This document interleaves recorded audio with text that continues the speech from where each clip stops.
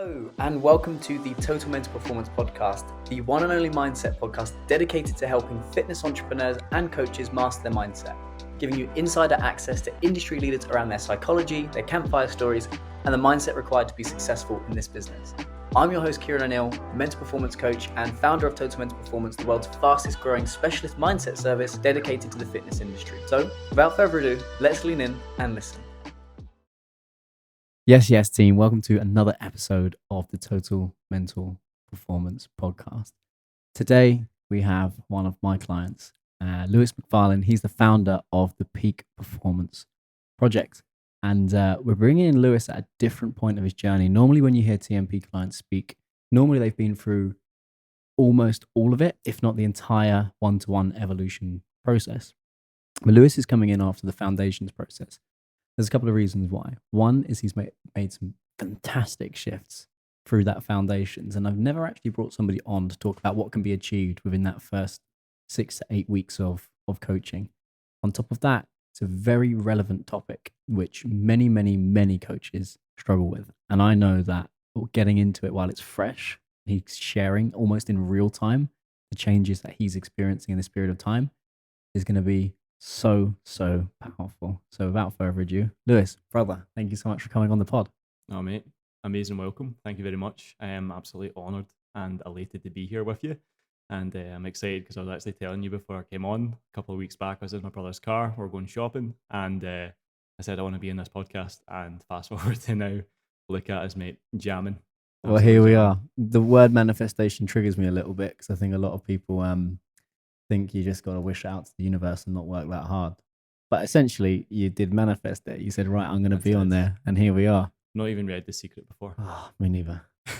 I remember picking it up. I remember reading the first few pages and I weren't buying it. I get it in the bin. Yeah. But, dude, if you're going to introduce yourself to our audience, that'd be great.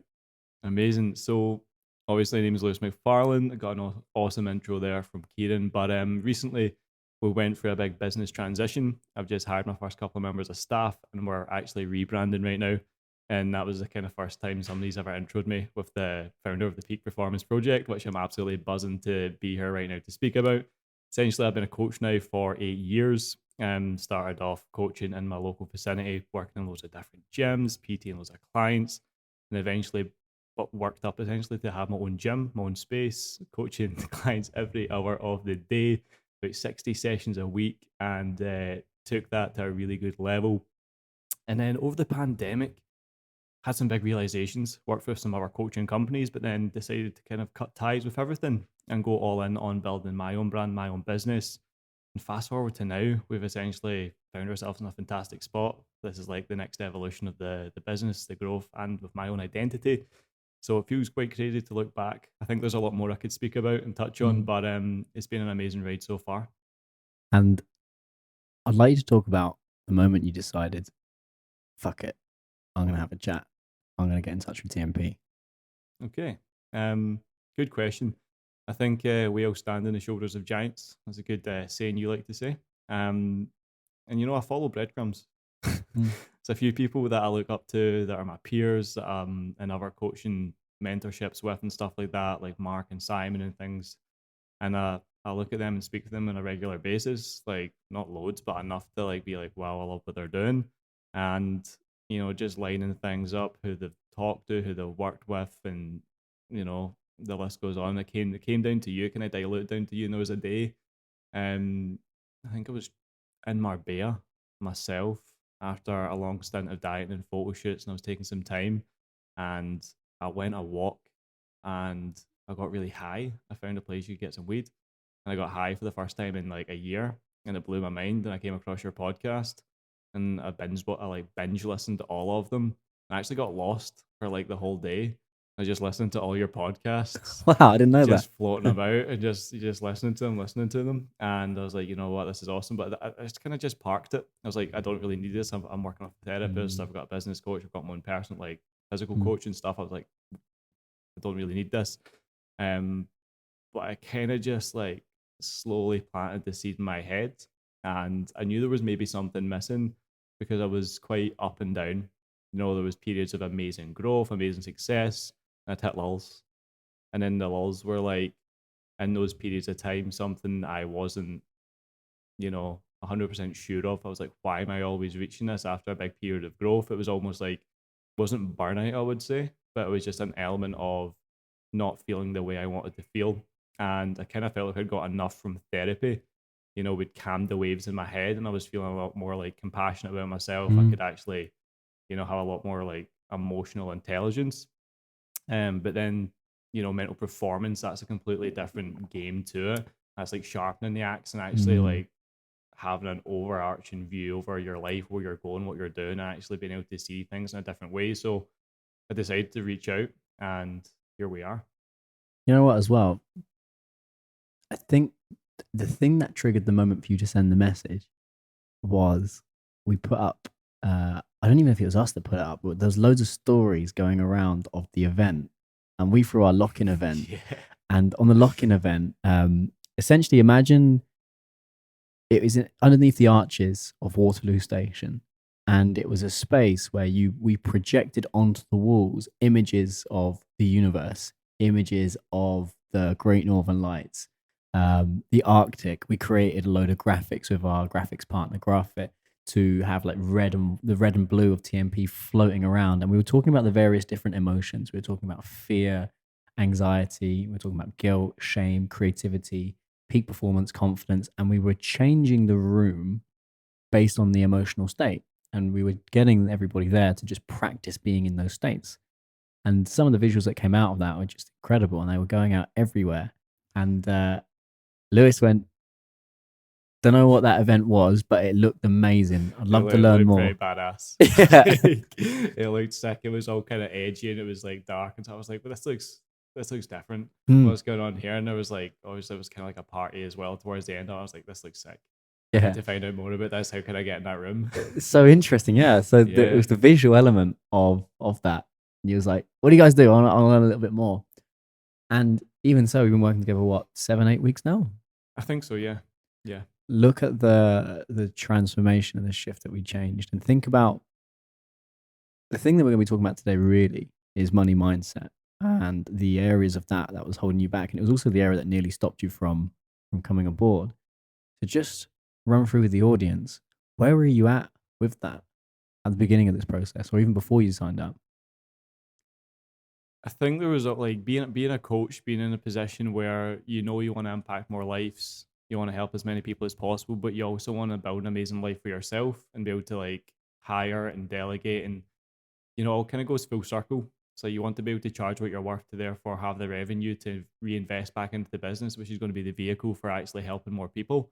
And there was elements of, in my mind, the part that was holding me back was not one wanting to reinvest back into the business. I'd made some big moves. Obviously, I proposed to my girlfriend. I'd moved flat into a really nice place. I was already paying through the nose for some other things as well. That was like actually allowing me to grow my business. And I felt like a little bit trapped, thinking like, yeah, we're making this, but I don't know what I need to do to get to the next level because I'm already capped at this. It was like all these kind of like beliefs I had in my own head. But for years, even like my whole life, like money's been a big weird thing. I think growing up in, you know, is it middle class or something in Scotland? Every penny's a prisoner was the thing I said to you when we were on Mm. a call, and like I used to, steal from shops when I was a wee boy. I used to like, my paper round, collect all the money and stuff, and like sell things to people. And I've always been like like a wee bit of a hoarder when it comes to money to an extent. And even seeing like certain fluctuations in your bank would trigger me. And obviously going through a big period of like life wins and stuff before coming on board with yourself, I'd spent a hell of a lot. I Mm. spent a hell of a lot of money and had all these kind of limiting beliefs around money as a whole. Even like I've kind of lived the same way I've always lived since I was like, making £300 a month all the way to where I'm at now. And I'm starting to kind of disassociate from that feeling. And I just feel a lot lighter, feel a lot freer because I can now use money as energy to actually fuel the business, fuel the vehicle to generate more force, more firepower, take the right staff on, to delegate the right stuff off, and to also just give my clients the service they've came on board for. because we've made amazing progress, like life changing stuff goes down in the program every single week. But I know if I want to make this global, if I want to make this like world renowned, and everyone gets a piece of the pie, and I can help my family, I can help my friends, I can help the staff that are coming on board to really build something amazing with me. I can't have this self fulfilling prophecy of this eroding mindset when it comes to money, because ultimately that's the thing that's taken me away from actually giving back. So it's like I'm needing to serve myself first before serving others. And that kind of goes full circle. So it's like I've had to disassociate a lot from money and how I viewed it, because like we've been doing a lot of inner work, deeper work on like my younger self and stuff, and how to be able to transcend above that line and actually look down and like make peace with some of the decisions and behaviors I once had. So being in a position now to actually renounce those emotions, it's kind of freed me up, and I feel like you called it like a ruck pack, like a 10 kilo ruck pack in my back. Felt like I've been carrying that for a long, long time, and now I've kind of dropped it in the floor, and I'm like, okay, and I'm not constantly like in my own head about coaches will look at this like, the Stripe account or whatever else. Like I don't really give a fuck, to be honest, mate. I just know that we're having a world class impact on the clients, and that's where the energy's going. That's where the energy is going. It's going on the people that I care about the most, the clients, my family, my friends, the coaches that are working with me, rather than just a monetary figure, which I know a lot of people do struggle with. And again, they are just behaviors and beliefs based off what went down when you were younger. And I was even speaking to a coach yesterday about that, and he was feeling much the same. So you might get a referral in a couple of weeks' time, brother. Yeah, wow. I'm fully booked until mid-Jan now, and we're in the middle of November. But we'd love to help him wherever we can. But in terms of, think about that place. Think about the emotions that were coming up, that emotion that you were experiencing as an adult, and how that played back to when you were younger. What was the emotions that were coming up, and how was you experiencing that? So almost like elements of not feeling good enough. Never gonna be able to have enough, and always being in like scarcity mindset. I guess it kind of goes full circle, and it's like I wasn't ever academically gifted. I actually failed PE. Funny enough, being a coach now, only left school with like one or two hires. Everything else flunked. I was actually called one of the worst students in the entire school. Back then, it's like I remember my head teacher wrote my name and like three other knuckleheads on a bit of paper. If they're watching this, fair play. But just a bit of like scrap paper. I was like, this is obviously not like an analytical thing. She actually just has it out for me. Yeah. But it was kind of like reinforced that maybe I wasn't like fulfilling what I could do, but I started to believe that because I wasn't doing anything for myself. I wasn't pursuing my potential. I wasn't working on myself. Other people I would compare myself to a lot. People that had nicer clothes than me, everything like that. People who could get like a new skateboard faster than me when mine was fucked or broken or something. And I was used to skateboard growing up. So I kind of used to like compare myself to everyone and felt like I had less than everyone. But that was again just a my own head. I had everything I needed for where I was in life, and that was fine. But I kind of held those emotions all the way through my first job as a coach, as a PT, even in bars and restaurants, even as a paper boy, even working in shops. Every penny, as I said, was a prisoner. It was going to get stashed away in a wee cubby hole that nobody could know about. And I would continue living like I had nothing and just rinse and repeat. And I think a big thing for a lot of my growth has been like renouncing that once I get here I'll be happy mindset. That's been huge for me more than anything else. I used to be like, once I have this in the bank, I'll be able to breathe, I'll be able to relax or something. But that is just it's not the It's not how it case. works. Yeah. And I think a lot of people fall into that trap, dude. So it's like now that I can breathe and not have that goal to get to, when the real goal is actually building a amazing life full of like purpose and help my guys and stuff like that, like that's where the real riches lie more than anything else. And it's like almost just shifting from I'm not enough, I don't have enough, to I'm abundant, I've got everything I need, and the trajectory in which I'm going is aligned with who I want to be. and wherever I'm going to get what I want anyway. So it was kind of like the seesaw was like between the pendulum, we'll Yeah. call it. I was swinging to up and down. It's like good month, bad month, Mm. good month, bad month. And I'm not saying bad ones were even bad. They were still good in some Yeah. people's eyes, but it was like in the level I had in my head, because where I was at still wasn't good enough. Nothing was good enough. Yeah. But now everything's fine, and it doesn't matter because I know what I'm doing is right. And you just got to look at, imagine 7, 8 weeks ago. Imagine instead of it me being sat here, it was you being sat here, and those words had just come out of his mouth. Like 7 or 8 weeks, it's a couple of months, right? How do you think he'd have responded to that? Do you think he'd have believed it? I think I would have liked to believe it. Mm. I don't know if he'd actioned it. I don't think he would action on it though. Mm. And that's the amazing thing with hindsight.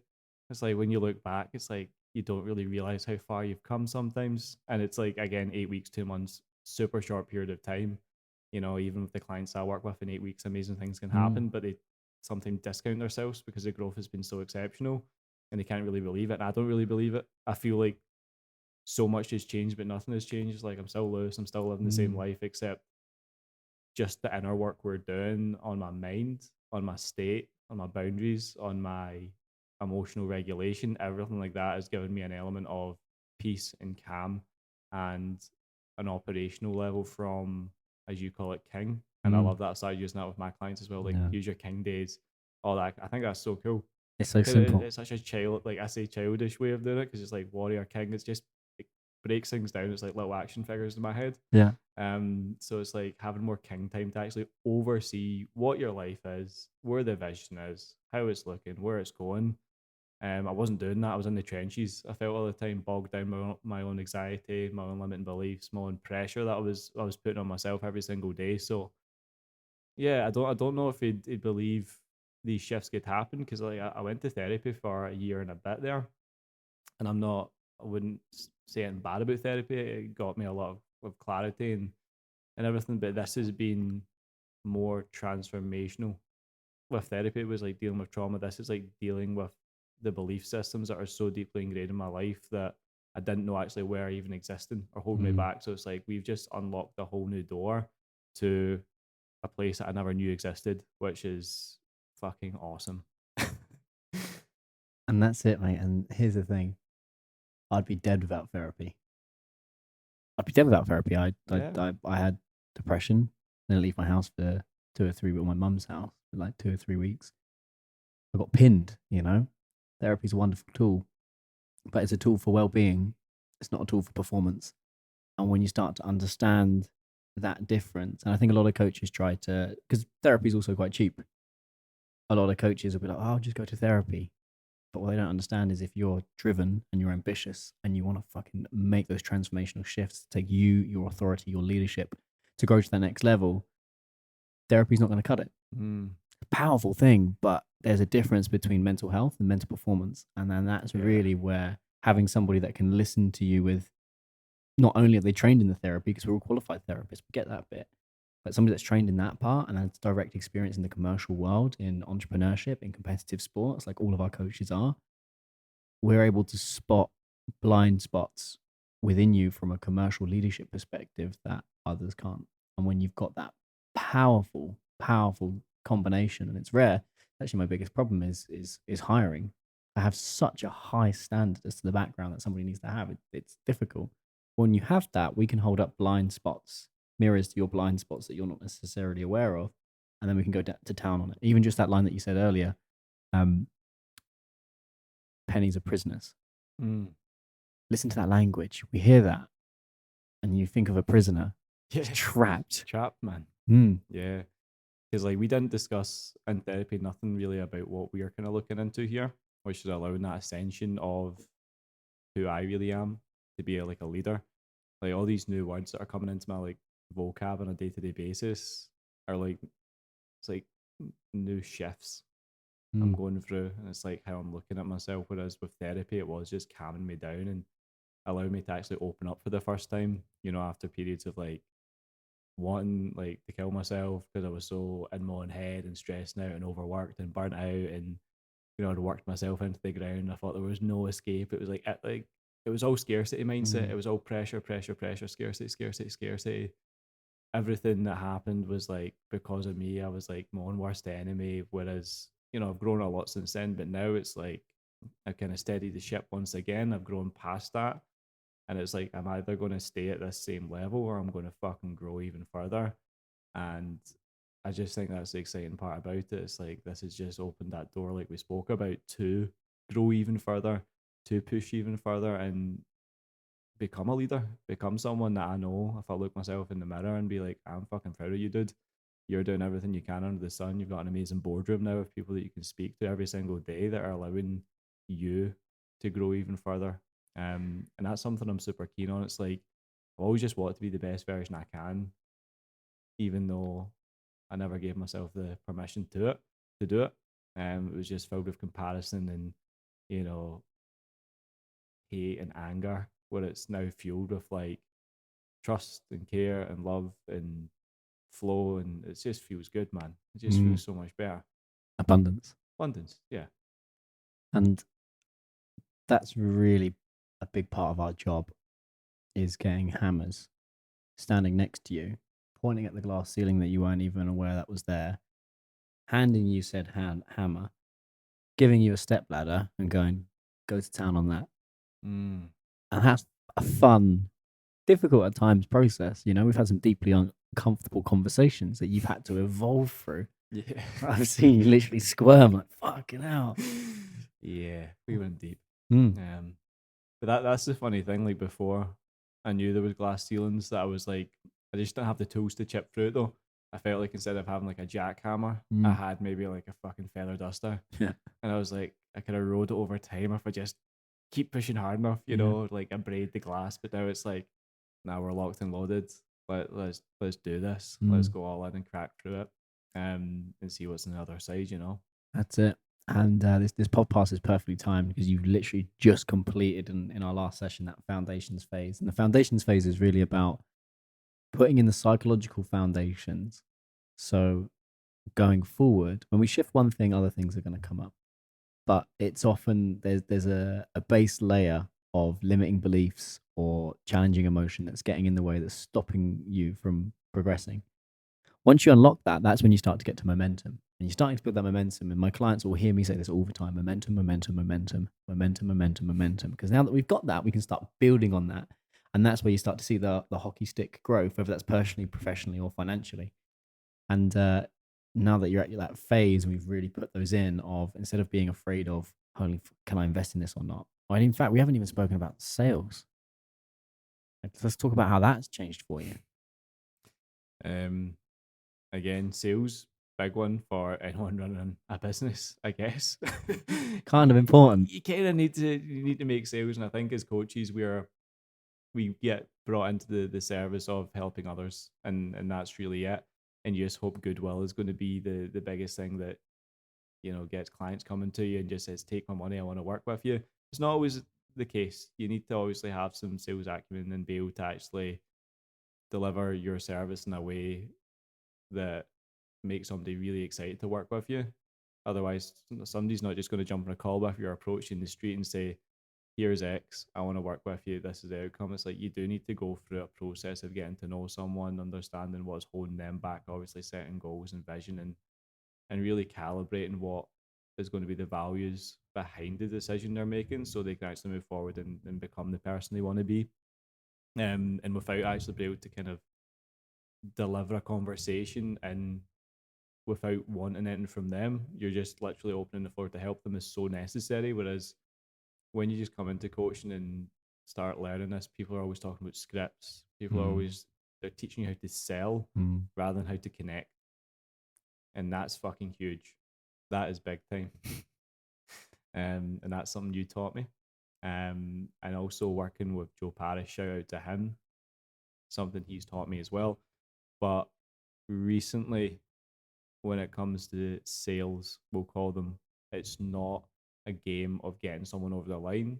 It's a game of giving someone relentless amounts of like awareness, compassion, listening, giving them space for the first time to speak about what they're struggling with, and allowing them to elicit trust in you so they can actually feel like a bond. Because that's what you're trying to do from the minute someone comes on that call to the minute they leave your program. It's a relationship you're trying to brew and build, and without that amazing, honest relationship from the onset, you're not going to have anything. You're not going to have a good coaching journey, and you're probably going to let people into your program that are not right fits or whatever else, and that's going to cause more stress on you. So again, the element of connection over sales has been a big one, and it's even just a game of word choice. Like instead of saying and writing in your diary 3 sales calls today, no, you got 3 opportunities to speak with amazing people that put their trust in you to speak to you because you offer a result that they truly want, and you actually have a chance right now today to change their life. But they don't love it, they can leave it. They don't want to, it's not your fault. It's up to them if they work with you. You're not there to do like Wolf of Wall Street and twist their arm and, close as many people as you can. Otherwise, you're going to start building a nasty relationship up with your business. Whereas I'm just there, arms open, shoulder to shoulder with anyone who comes on a call, and I'm just there to listen, to hear, and provide them a valuable amount of space that they've never had before to actually look at things differently. And that for me has been huge, massive. Think about the emotional state and the energy that you were going into these calls before, and then Mm, think about them now. If you're going to describe those two ways of being, the emotions and the intentions behind them, mm. like for like. Let's use colors. Okay. Sure. Imagine red hot Yeah. to cool and blue. Yeah. Yeah. So it's like red hot, a little bit of nerves, probably going to get like a bit of a higher heart rate. You're almost anxious because you don't back yourself, because you're looking at it as a transaction rather than a transformation. And when I started changing to feeling cool, controlled, feeling like in a place where it's like whatever outcome happens from this, it's going to be sweet anyway. Because again, then no one's ever going to have a conversation like that again. Like I know everyone that comes in a chat with me is never going to have that same conversation again. And that's just me knowing that. I'm like, that's confidence in itself. And I know they're going to walk away and think about it for the rest of their life potentially. Mm. So again, it's just changed to being in peace and being in flow. And I remember like you're talking the early days of starting online and stuff. It'd be Can of Monster, it'd be doing push ups, it'd be listening to like drum and bass, it'd be like getting fucking hyped. And I was, I could like press the button, jump on a call, no notes, no anything, just let's shoot the shit, let's see what's happening. Obviously bring the energy, but just give that person the space and just listen. Mm. Instead of like, right, 30 minutes in, I should be at this part of the script. Whereas at this time, this is where you say this. When you're always like, jotting your eyes away from a screen, looking at a thing that's potentially going to close your calls, that's the fucking wrong way to do it. You're never going to connect with someone. You're going to forget valuable information, and you're not actually being a human, being a robot. And it can work for a wee bit being a robot, but it's going to burn you out as a coach, as a human. It's not really aligned with like my integrity to do that. Therefore, you're going to burn out eventually. That's it. And think about how that was messing with your pricing. Oh, massively, massively. It would be going up and down. I'd be like, nah, for him, based off how I've been speaking to him, I'm going to go lower. But for this guy, great chat so far, so we'll go up. And see if I was to like exit my business and someone was taking these calls for me and they were doing that, I'd come down on them like a sack of bricks. Why wasn't I doing it for me? Again, because I had that emotional attachment to, again, money mindset based off what we spoke about earlier on. And it's only until you do that inner work to change that perception of money. From there, you can actually remove that stress and that pressure and actually do the right thing for both of you. That's a two-way street with coaching. It's for both of you to get the best from each other, rather than just like, I think it was like cutting corners and sneaking past things. I love the quotes like, you don't just run a marathon to get a photo at the finish line. It's like the process of everything that comes before the finishing mark for anything is the main part. Don't try rush, don't try cut corners, don't try duck and dive and pull off little schemes or anything, because it might work in the short term, but in the long term, that's when you're going to lose out, and that's when your overall fulfillment is going to bottom out, which is not good for founder health. No, it's not going to help. And I think as you're quite an empathetic guy, and sometimes there's a balance between I want to help someone out, and then people will pull on your heartstrings and your emotional strings, and sometimes it's easy to kind of just go, oh well, I'll just do it for this. I'll just do it this, but there's only so long you can do that, particularly as you start to scale, as you start to have a team, when you start to realize that there's just no need to do that. There's just no need, and off the back of that, you've been able to have a real scientist mindset towards selling, towards money. You're able to look at it as an oil sample and go, okay, I tested this, that worked, that didn't work, on we go. Yeah. And that's power. It's been awesome, man. It's been interesting more than anything else, and I think the more we go down this path, just the more enlightened I'm going to become. And it's like human evolution of someone running a business that they care a lot about. That you don't know what you don't know, so like learning these different skills, these assets, these little it's not even plug and play. It's not at all. It's actually like a philosophy behind how you believe in yourself. That's priceless, and it's going to help not only with just the business, but life, connections with people, family, like even things that I've been working with you, helping relationships as well, with my fiance and stuff. So it's like it's fucking great. Yeah. Well, it's not just a business investment. It's a life investment. Like our entire realities come through the mind and how we perceive the mind and how we perceive the chemicals and the emotions that we feel within the body. That is inherently it. So when you think about that for a minute, that's not just work. And that's also not just personal. We're talking about total human optimization, because you're going to be, whether you like it or not, whether that's a high energetic state or a low energetic state, you're going to be. But for us, we see the performance gains in the emotion, in the subconscious mind. And when you can start to hack that and do that in a way where you can operate out of abundance, fucking game changes, because you're literally rewiring the way in which you interpret reality. And if there are lines of code within the subconscious mind that just don't serve you, then don't fucking sit there in your dysfunction and then blame the rest of the world as to why you're not winning. Fucking go underneath the hood, go do the work. And there'll be people listening to this that know that's what they need to do. And my view is the difference between winners and losers is winners identify something that's deeply uncomfortable and it's getting in the way of their outcome, and then they will find a fucking way to push themselves there, even if they have to take some risks, even if they have to walk into the unknown. They'll fucking do that. Losers, on the other hand, will know that they need to do that and they won't fucking move. And they'll make up all the excuses into the world as to why they're not winning. Oh, it's the market's fault. Oh, it's my upbringing's fault. Oh, it's this. Oh, it's this. Oh, it's this. It's this. It's like, come on, dude.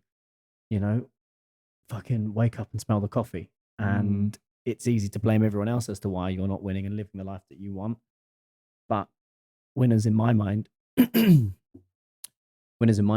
to fucking work, and they don't make excuses, and they do it, and they take risks, and risk and reward. And they're the ones that often, if it doesn't work, they move on really quick. Whereas losers are still stuck there overthinking, like, do I do it? Don't I do it? Do I do it? Don't I do it? They never quite get there. And that's where they get stuck in the self-sabotage loop, where they just never quite come out of that. A big one for me is like, I didn't come to you to improve sales. It wasn't a thing. No, and I know that's been like quite a heavy base on this conversation today, but that's been a byproduct of just unraveling things and then tidying them back up. It's like, because there's elements of my life that have just been kind of like smudged over and just forgotten about, and now we're actually retracing steps and going back to them and making sure like they're tidy, they're clean, they're stored away properly, rather than like splurging out. Because that's going to eat up so much mental bandwidth. It's like, you don't just wake up successful one day, you behave your way there, and it's like you also behave your way unsuccessful. So it's like the more you're thinking about all the wrongs rather than the rights, and you're focusing on the downside all the time, you're going to be living in the downside. You're not going to have that abundance. And it was like, it has just been crazy just knowing that I came to you because I just didn't feel right. Like things were cool, things were fine. I could have kept there. I just knew they weren't right. Something just felt off, and I felt I was ready for that next level of growth. And I was like, we've done the work in the body. I'm happy with how I look and feel. I'm strong and athletic. Like unreal, cool business in a good place. But why do I feel that there's something that has not been done? And I would never want to live a life of unknowing what that, Potential is.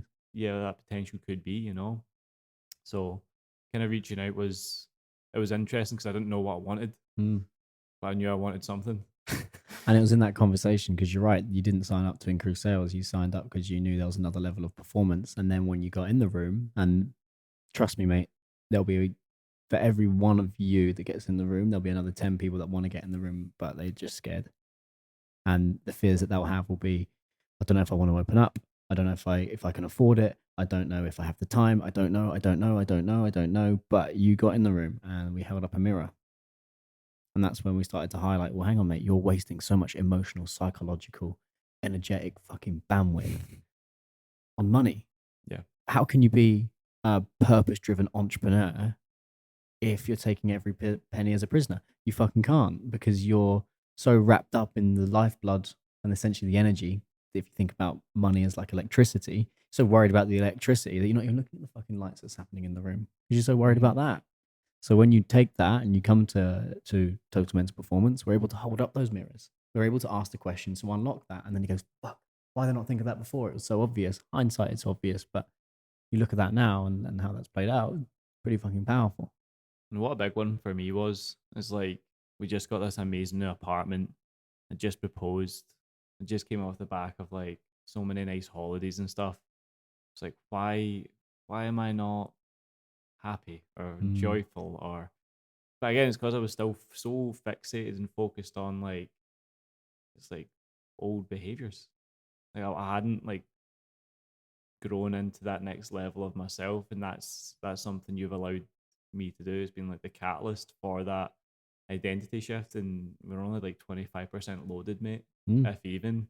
And I think once we reach that 100, that'll turn down to another 25 and it'll go again. But it's like, it's been crazy, man, because I'm actually like a bit more grateful, say a lot more grateful, just with the life I'm actually building for myself and the way I'm showing up for my clients and the energy I have and the connection I want to have with them, rather than focusing on the wrong things.